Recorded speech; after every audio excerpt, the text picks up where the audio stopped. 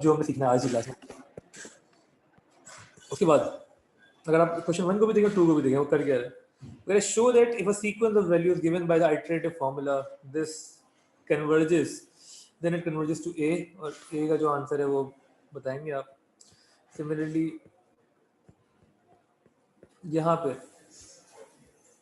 वो कहना है show that the equation can be rearranged in the form। Part question 2 बहुत आसान है समझने के लिए, क्योंकि हमेशा वो ऐसे ही कहेगा आपको। फिर वो कहेगा आप क्वेश्चन को रीअरेंज करें, इक्वेशन को, और किसी फॉर्म में करें जो उसने दी हुई होगी, जैसे कि यहाँ दी हुई है। जरा इसको रीअरेंज करके हम ये बनाएंगे पहले।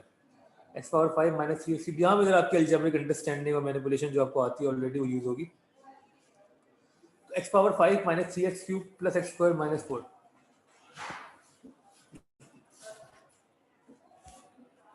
पार्ट 2 में बिल्कुल इसका स्टैंडर्ड क्वेश्चन आपको हमेशा ही करना होगा। क्यों करना होगा मैं क्वेश्चन के जरिए इसलिए बता रहा हूँ ताकि आपको समझ में भी आ जाए कि हम आंसर तक पहुँचेंगे कैसे।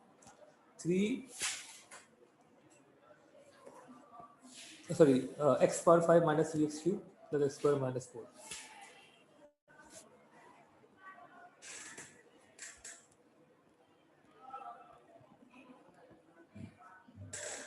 x square minus 4 ठीक is equal to 0। This was the main equation जो कि आपको यहाँ पे गिवन थी।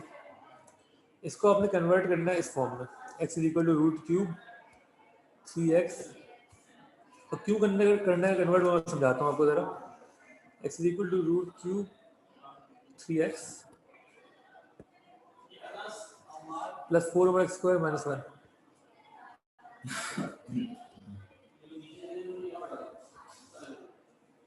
ठीक है, ओके। क्या करें भाई, किसको रीअरेंज करें,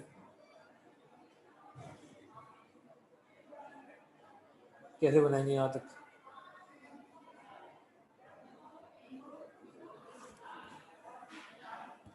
ये और ये सेम चीज़ है। देखिए एक्स को सब्जेक्ट बनाया आपने यहाँ पे ना, हमेशा ये होगा आप एक्स को सब्जेक्ट बनाएंगे।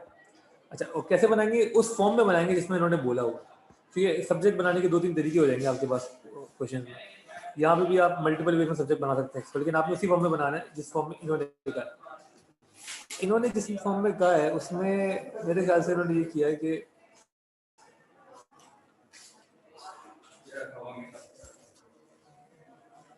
एक्स पावर 5 को नीचे छोड़ दिया और वो इक्वल कर दिया 3x क्यूब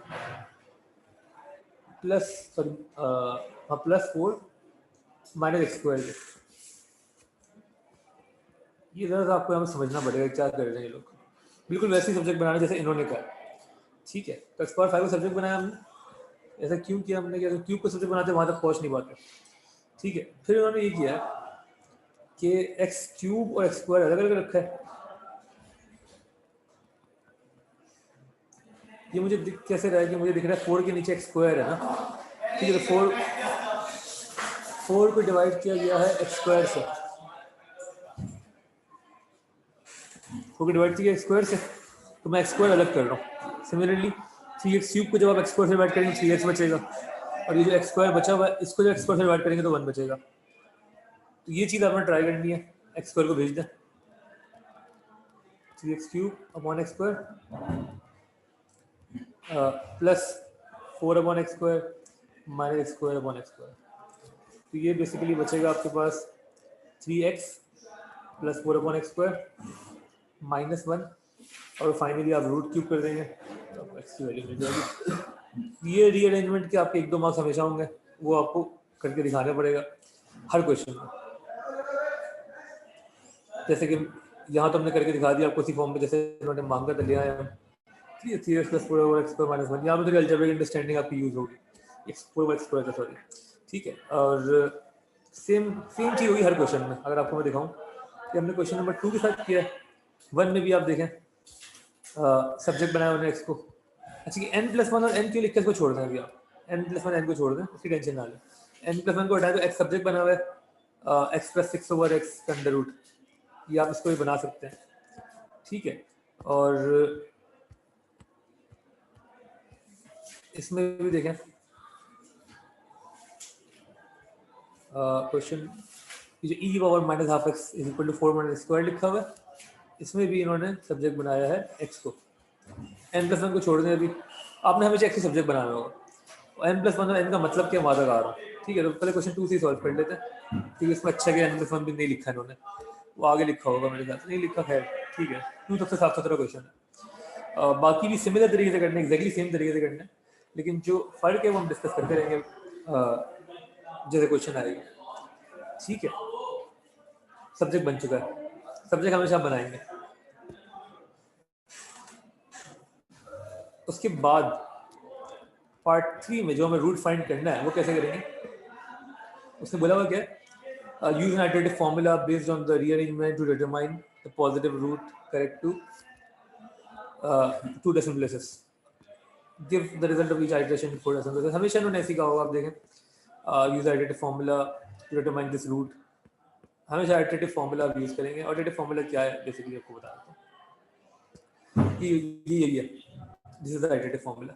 इसको आइटरेटिव फॉर्मूला कहते हैं क्योंकि इस पर हम आइटरेशन रन करेंगे।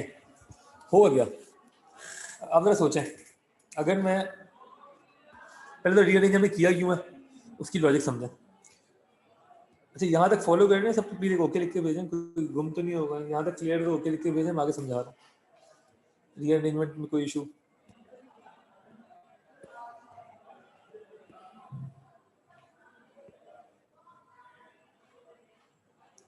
ये भी कर सकते हैं, एक्स² सब्जेक्ट, ठीक है ठीक है ठीक है।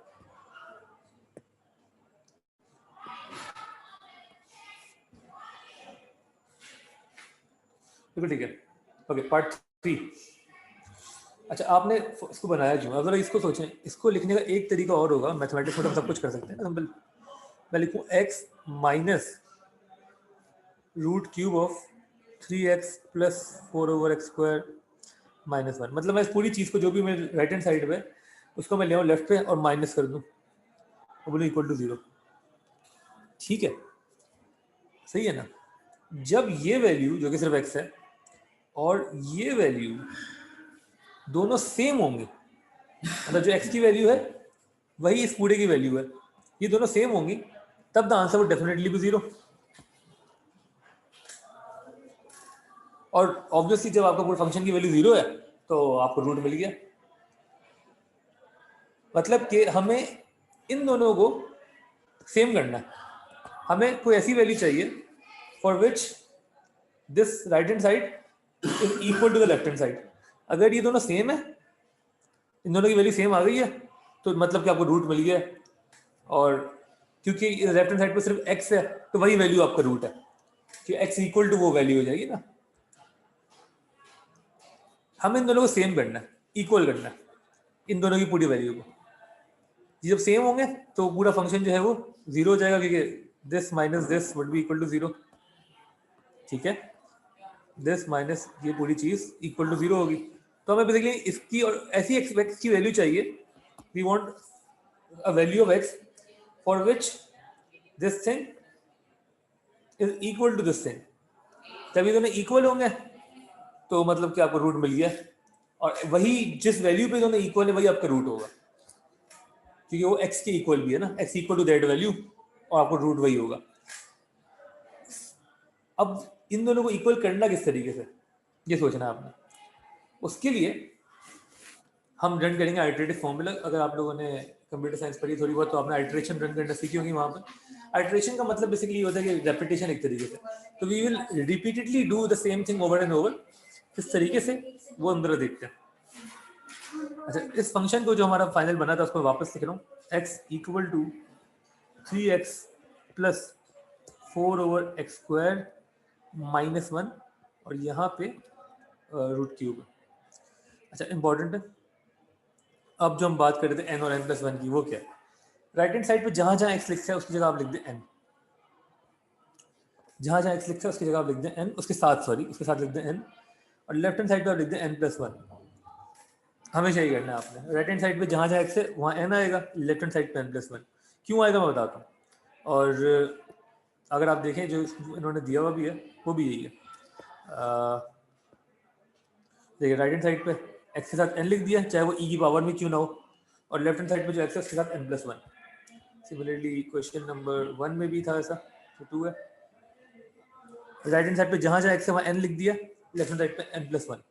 ठीक है, ये लिखना मतलब इसके कोई मार्क्स मेरे ख्याल से तो नहीं होने चाहिए, लेकिन ये सिर्फ ताकि आपके अंडरस्टैंडिंग के लिए। होता क्या है, n एक तरीके से पोजीशन है, तो हम स्टार्ट करेंगे n इक्वल टू 1 से। n इक्वल टू 1 मतलब ये आपकी फर्स्ट आइट्रेशन है। फर्स्ट आइट्रेशन में आपको सॉरी n इक्वल टू 0 से फर्स्ट आइट्रेशन बेस केस ये है कि आपकी जो x की वैल्यू है, n 0 है तो x 0+1 मतलब x1। पहली वैल्यू x की कौन सी है इस आइटरेटिव फॉर्मूला में, वो आपको बता रहा हूँ मैं। वो क्या होगी, क्योंकि हम क्वेश्चन नंबर 2 सॉल्व कर रहे हैं मेरे ख्याल से, ये 2 था ना। तो जब आपने वेरीफाई कर लिया कि रूट लाई करता है बिटवीन टू वैल्यूज, आपने वेरीफाई कर लिया 1 और 2 के दरमियान लाई करता है, तो अब इनमें से कोई एक वैल्यू आपकी x की पहली वैल्यू है, 1 और 2 के दरमियान लाई करता है ना, ये हमने लिख भी दिया था, the root lies between x equal to 1 x equal to 2। तो x इक्वल टू 1 और x इक्वल टू 2 में से पहली वैल्यू आप कोई सी भी ले सकते हैं, चाहे आप 1 लें चाहे आप 2 लें, आपकी मर्जी है। हम आप चाहें तो x इक्वल टू 1 ले लेते हैं, आप 2 भी लेते तो भी सेम आंसर आता, 1 भी लेंगे तो भी सेम आंसर आएगा। ठीक है, मतलब उनमें से कोई एक आपने वैल्यू चूज करनी है, आपकी मर्जी है। उनसे फर्क क्या पड़ेगा मैं वो बताता हूँ।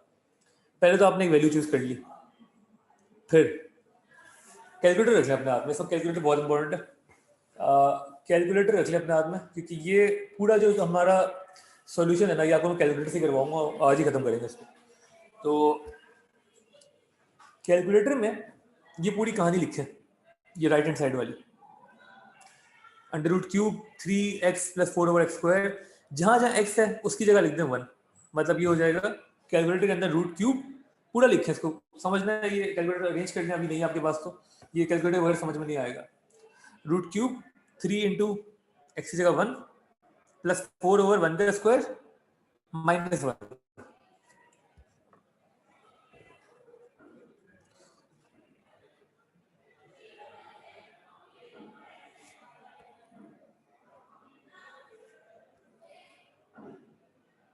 इससे मिलेगी सेकेंड वैल्यू आपको x की, x2 basically would be equal to, तो मैं किसी और से कर लेते हैं। x2 जो है वो इक्वल होगा root cube of 3 into 1 + 4 into 1² -1। x2 की वैल्यू बता दें प्लीज।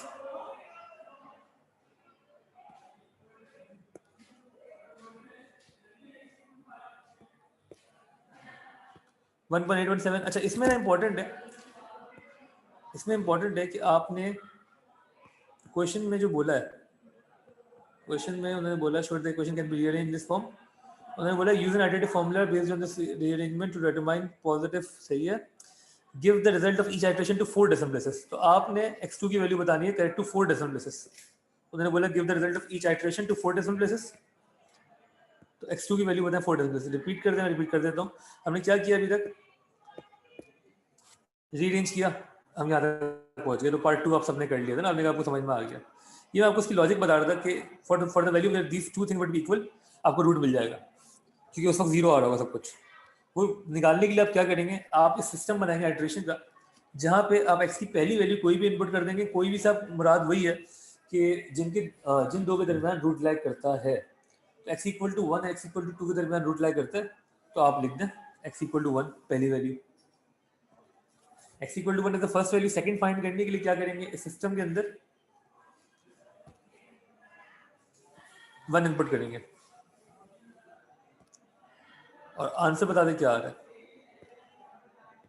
1.8171। ठीक,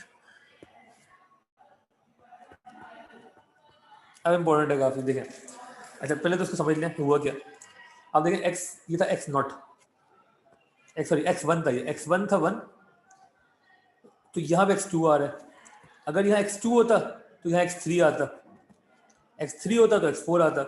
जब भी हम कोई भी n रखेंगे, यहाँ क्या है n+1, n और n+1 की लॉजिक ये है, ठीक है ना। यहाँ पे आप कोई भी x रखेंगे उससे अगला वाला x मिलेगा आपको, तो x2 की वैल्यू आ गई 1.8171। सिमिलरली फॉर x3, अच्छा अभी कैलकुलेटर में कुछ मत लिखिएगा, जो मैं बोलूँ वही करना, अभी कैलकुलेटर में कुछ ना लिखे, सिर्फ समझे। कैलकुलेटर में वही लिखिएगा जो मैं बताऊंगा, चीज़ उससे आसान हो जाएंगी। Root cube of 3 into 1.871 sorry 8171, आप ये मत लिखिएगा अभी, आप वो लिखिएगा जो मैं बोलूँगा, अपॉन 4 इंटू 1.8171 का स्क्वायर माइनस 1। हमने क्या किया, पहली वैल्यू निकाली, वो वापस इसी फॉर्मूले में डाल दी, पहली वैल्यू निकाली वापस इसी फॉर्मूले में डाल दी to find the next value. First value तो वही थी x इक्वल टू 1, ठीक है। x इक्वल टू 1 कहाँ से मिली, ये हमें मिली है आपके उस क्वेश्चन के पार्ट 1 से कि इन दो के दरमियान रूट लाया करता था x equal to 1 x equal to 2 के दरमियान। तो आपने 1 इनपुट किया, 1 इनपुट किया तो वैल्यू आई 1.817। जो भी वैल्यू आएगी उसको वापस इनपुट करेंगे। वापस इनपुट करने का तरीका क्या है ये सुन लें। आपने जब ये वाली चीज लिखी थी अपने कैलकुलेटर के अंदर, root cube of 3 into 1 plus 4 over 1 का स्क्वायर माइनस 1, ये चीज जब लिखी थी उसमें जहां जहां 1 लिखा है, कैलकुलेटर में जाएं, रिप्ले का बटन दबाएं, उस 1 को हटा के आप लिखें आंसर, उस 1 को हटा के लिखें आंसर, ANS आंसर का ऑप्शन होगा आपके पास। जहां जहां 1 लिखा है उस 1 की, दोनों 1 की जगह आप लिख दें आंसर। मतलब 3 into answer plus 4 over answer का square minus 1 whole root cube.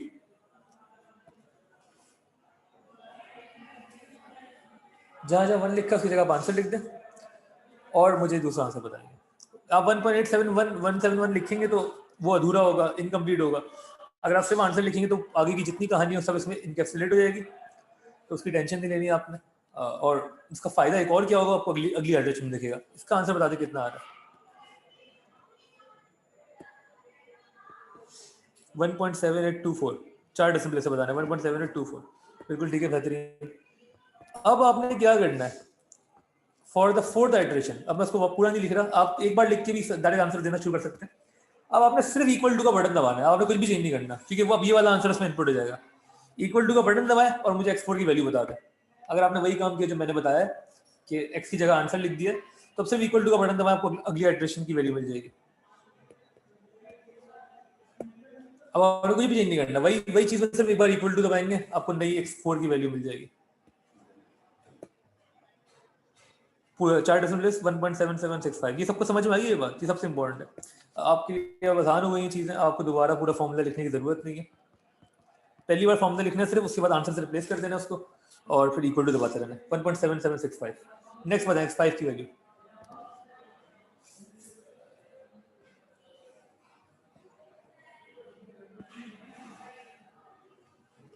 दोबारा इक्वल टू दबाएं, x5 आ जाएगा 1.7754, ठीक है। सिर्फ इक्वल टू दबाना 1.7754, ओके। अच्छा अब देखें हो क्या रहा है, करना क्या है आपने, रुकना कहाँ पे आपने, ये इंपॉर्टेंट है। पहली वैल्यू आपने रखी 1, फॉर्मूले में जहाँ जहाँ x था उसकी जगह 1 लिख दिया आपने, आपको मिल गया आंसर। आपने उसके बाद क्या किया, यहाँ पे इसकी जगह लिखा है आंसर, ठीक है, और 4 ओवर आंसर का स्क्वायर माइनस 1 पूरे का रूट क्यूब किया, दूसरी वैल्यू आ गई। उसके बाद सिर्फ इक्वल टू दबाया, ये वैल्यू आ गई, फिर इक्वल टू दबाया, ये वैल्यू आ गई। अब दबाते रहेंगे, आपको हर अगली वैल्यू मिलती रहेगी, x6 x7 x8 and so on, ठीक है। हमें अभी इतनी सारी वैल्यूज जरूरत नहीं है, हमें वैल्यूज कहाँ पर रुकना, कहाँ पे वो डिपेंड करेगा आपके क्वेश्चन पे। क्वेश्चन ने क्या बोला था वापस देखते हैं। क्वेश्चन ने ये बोला था, question number 2, use an alternative formula based on the rearrangement to determine the positive root correct to 2 decimal places. मतलब आपको 2 डेसिमल प्लेसेस का आंसर चाहिए। तो 2 डेसिमल प्लेसेस में अगर आप देखें, ये आंसर आया, इसको अगर मैं 2 में कन्वर्ट करूं तो ये आया 1.82। करना आपने सारी 4 में, आइटरेशन सारी 4 में करनी है, लेकिन सब समझाने के लिए बता रहा हूं।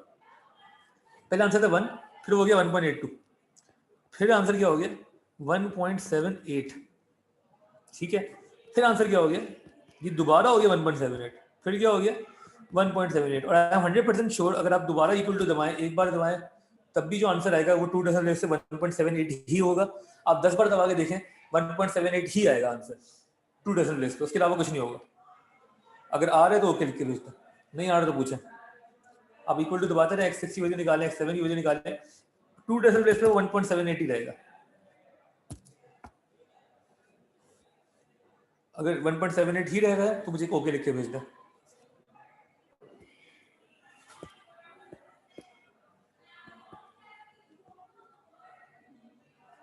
रिपीट करें, ओके। कितने लोगों को कंफ्यूजन हो रही है, क्वेश्चन मार्क्स लिख के भेज दें, जिनको समझ में आ गई ओके लिख के भेज दें।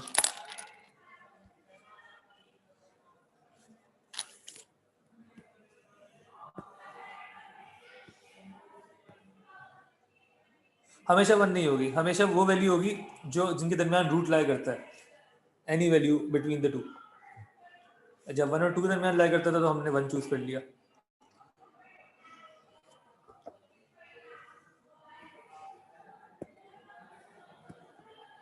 जी, जिन लोगों को समझ में आ गया ओके लिख के भेजेंगे, समझ में नहीं आया क्वेश्चन मार्क लिख के भेजें। अगर कोई भी रिस्पॉन्स नहीं आ रहा तो मैं क्लास से निकाल दूंगा। कर क्या रहे हैं आप, जवाब तो दें एटलीस्ट।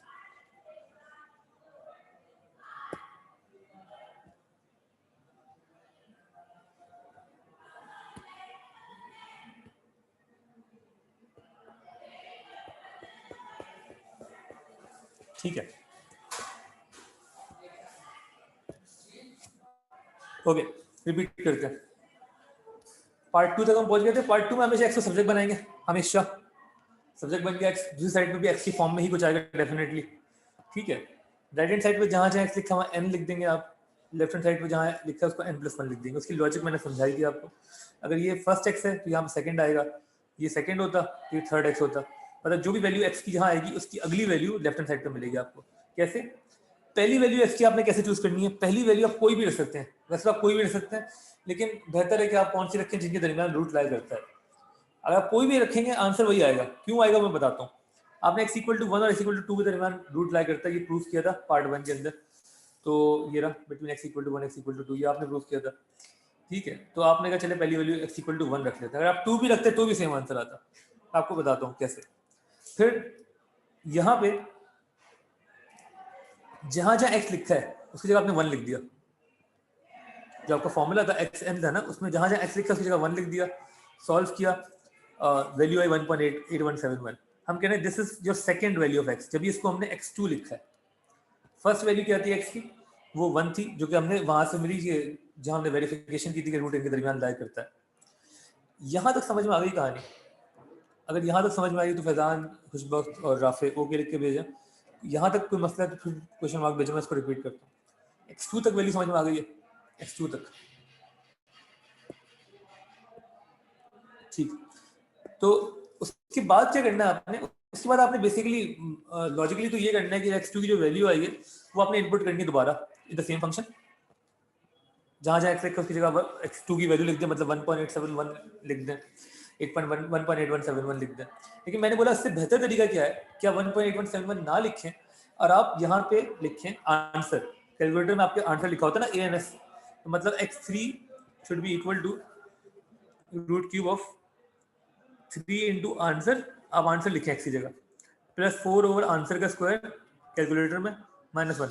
जहां जहां x लिखा है उसकी जगह आंसर लिख दें आप। उससे ये होगा ये पूरा आंसर खुद ही आ रहा होगा ना इसमें। ठीक है, और आप क्या नाम है, वो भी नहीं हो रहा होगा कि आप कोई राउंडेड वैल्यू ले रहे हैं, आप पूरी वैल्यू जा रही होगी जिसकी पूरी 10 डेसिमल प्लेस है, 100 डेसिमल प्लेस है, वो सारी आ रही होगी आंसर की फॉर्म में इसके अंदर। ठीक है, तो you are getting the most approximate answer possible. ठीक है, वो आपने आंसर लिख दिया, आंसर लिखा और फिर इक्वल टू दबाया, तो आपकी दूसरी वैल्यू जो है फिर आएगी 1.7824। यहां तक कोई मसला है? 1.7824 तक समझ में आ गया?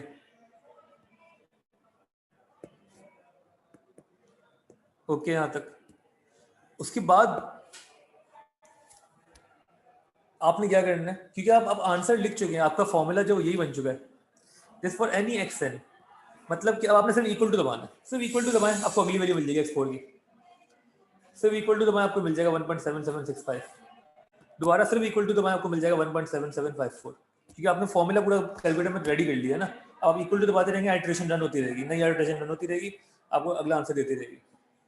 कंप्यूटर साइंस अगर आप करते हैं तो आपको थोड़ा बहुत इसका अंदाजा होगा। ठीक है ना। इक्वल टू दबाएं, आपकी अगली वैल्यू आएगी 1.7765, फिर इक्वल टू दबाएं 1.7754। यही नहीं एल्गोरिथम बन गया ना हमारा, हमें सिर्फ आप इक्वल टू दबाते रहना है और वो अगली वैल्यू हम फेंकता रहेगा। ठीक है, और आप चाहे तो हजारों वैल्यूज निकाल सकते हैं। अभी रुकेंगे कहाँ पे आप? आपको रुकना कहाँ पे? That depends on the question कि क्वेश्चन कितना एक्यूरेट आंसर मांग रहा है। नॉर्मली वो 2 डेसिमल प्लेस ही मांगता है। क्वेश्चन नंबर 2 स्पेसिफिकली उसने यही कहा था कि आप जितनी भी आइट्रेशन रन करें वो सारी आप रन करें, give the result of each iteration to 4 decimal places, ये लिखा है उसने। तो जब भी हमने जितने भी आंसर दिए वो सब 4 डेसिमल प्लेस पे दिए। 1.8171, 1.7824, 1.7765, 1.7754, हमने 4 डेसिमल का आंसर दिया, लेकिन हमें रुकना कहाँ पे, फाइनल आंसर हमें किस फॉर्म में देना है। उसने बोला formula based on this rearrangement determine the positive root correct to 2 decimal places. Final answer आपने देना 2 डेसिमल प्लेसेस पे। तो आप जितने भी आंसर दें उसमें आपकी एक निगाह ये देख रही हो कि भाई अच्छा एक्चुअल आंसर क्या है। ये लिखना नहीं है आपने, ये लिखना नहीं, लिखना आपने सिर्फ ये 4 डेसिमल प्लेस वाला, वो कंफ्यूज ना हो जाए एग्जामिनर कंफ्यूज नहीं करना। आपने लिखना ये 4 डेसिमल प्लेस वाला, लेकिन आपको पता होगा यार कि अच्छा ये इसकी जो 2 डेसिमल प्लेस की वैल्यू 1.82 है, अगले की 2 डेसिमल प्लेस की वैल्यू कितनी है 1.78, या राउंड करेंगे तो 1.78 आएगा, इसको राउंड करेंगे फिर 1.78 आएगा, फिर राउंड करेंगे फिर 1.78 आएगा। जब आपका आंसर रिपीट होना शुरू हो जाए, जैसे कि यहाँ 1.78 रिपीट होना शुरू हो गया, आप समझ लें कि आपकी हुज्जत तमाम हो गई है, आप वहां तक पहुंचने जहाँ आपको पहुंचना था। और this is where the root lies, this is actually the value of x for which y is equal to 0। आपको मैं बोल रहा हूँ आप चाहें तो x6 की वैल्यू निकालें, आंसर दोबारा दबाएं, इक्वल टू दोबारा दबाएं, x7 निकालें, दोबारा दबाएं, जो भी आंसर आ रहे हैं उनका 2 डेसिमल प्लेस का आंसर यही होगा, 1.78 ही होगा, हमेशा चलता ही रहेगा ये answer, it will keep on repeating, और this is your final answer. तो आपका रूट की वैल्यू है 1.78, आप फाइनली लिखेंगे x is equal to 1.78 is the root. कोई कंफ्यूजन से पूछ लें, क्लियर दो लिख के भेज लें।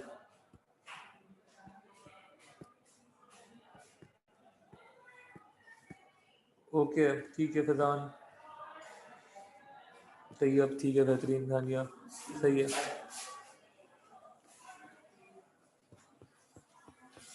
हसन, सिमरा, सारिम, रिमशा, ठीक है। ये यकीन माने खत्म हो गया आपका आइट्रेशन, सिर्फ यही है इसमें, सिर्फ यही है। आइट्रेशन भी इसको इसीलिए कहते हैं, न्यूमेरिकल सॉल्यूशन भी कहते हैं।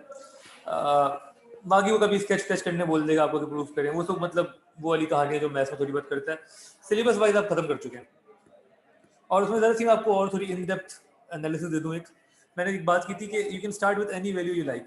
फॉर एग्जाम्पल हमने x1 की वैल्यू रखी थी यहाँ पे 1, और फिर हम रन करते हुए अगर आप 2 रखते तो भी यही आंसर आता, आप करके देख लेगा घर पे।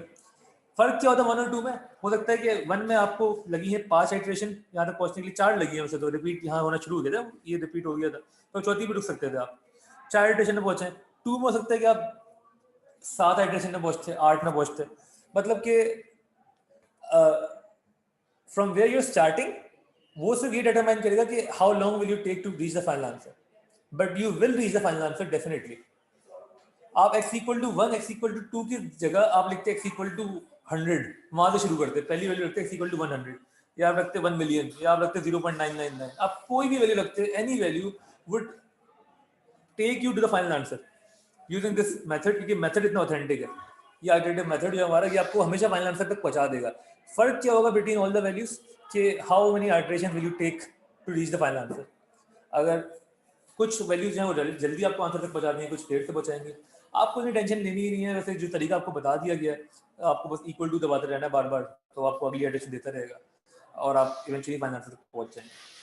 क्लियर है तो ओके लिख के भेजते हैं, कोई कंफ्यूजन है पूछने, क्लास हम खत्म कर रहे हैं। ये पूरी शीट जो मैंने भेजी है आपका होमवर्क है, question number 1 till question number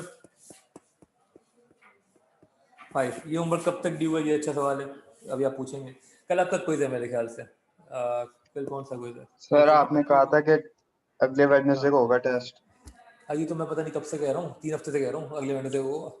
नहीं, अगले हफ्ते का टेस्ट था, कल का नहीं था। अभी तुम लोगों को जो वो मिला है, क्या कहते हैं उसको, ट्रिग्नोमेट्री, ठीक है सर, सर्कल का टेस्ट ना ले, ओके। इस वक्त सबके जवाब आना शुरू हो जाते हैं, मतलब क्या सर है। इस वेडनेसडे को खाली हमें असाइनमेंट सबमिट करना था। असाइनमेंट तो कल आपको सबमिट करना है ना, वो तो आपके इंटीग्रेशन के हुआ है, क्वेश्चन नंबर 26 से 49, ठीक है, वो आपने कल करके लाना है।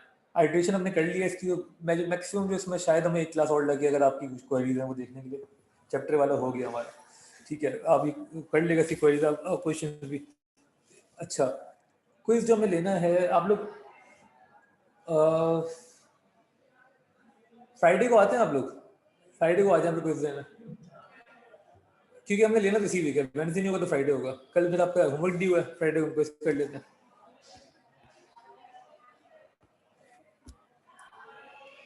ठीक है, कल की क्लास में हम क्वेरीज ही करेंगे। अगर आपकी जो वो है इंटीग्रेशन की मुझे उम्मीद है कि अभी भी क्वेरीज रहेंगी, वो तो रहती हैं अगर आपने सही से फॉलो नहीं किया तो।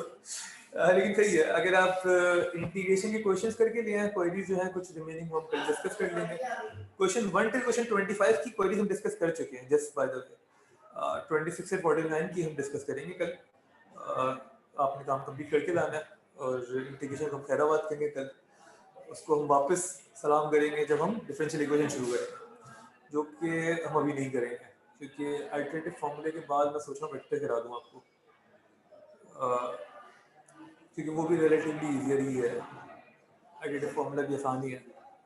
ठीक है, फ्राइडे को आप लोग आ जाएगा क्विज के लिए, और ठीक है भाई, कल असाइनमेंट ड्यू आपका। ठीक है, क्लास हम खत्म कर रहे हैं, कोई और आपकी बात करेंगे तो कर दें, बाकी जाए खुश रहें, अल्लाह हाफिज़।